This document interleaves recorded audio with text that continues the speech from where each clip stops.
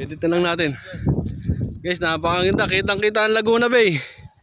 Ayan oh. Oh. Napakagandang overlooking. Dito lang to, sa Baybaras. Shoutout ka muna, Biko.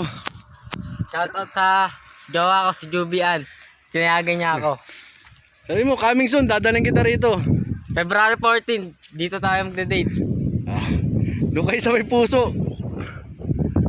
Saan na yung puso? Kita yung Laguna Bay. Ayan yung puso. Oh, di ba? May puso pa.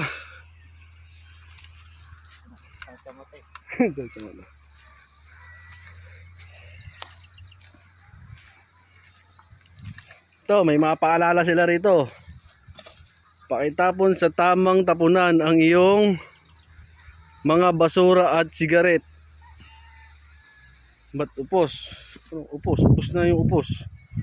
Mix wala ka na Yossi? Sino na? Mix tayo. Wala akong pera eh, 50. Wala kang pera? Ha? Wala kang pera? Wala na. Binahay ko lang yun, 50 pesos. Pwede pa pala ron. Ayun na yung may ano. Ayun na yung may bandera.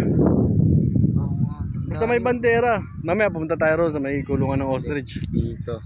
Hindi, lagi ikutin natin. Ganun pa tayo pakat doon na. Oo. Pero pwede Dito muna tayo doon. Pwede ka rin mamangka. May bangkaan nga pala rito. Yun, sa baba. Yung may tulay. Masyado na mataas kasi. Hindi rin, yung nakalabas sa CR. Nangyari doon. Ayun, ayan. May bangkang dalawa ron, oh.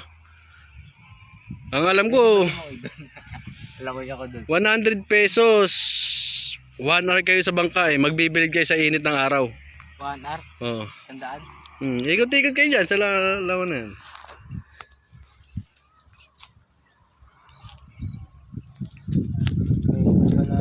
At sa kanaka, Trends, mukhang lumubog ka na sa bowl.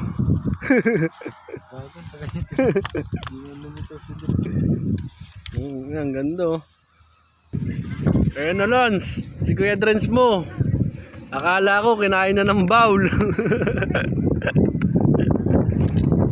Sulit na sulit yung pahinga rito.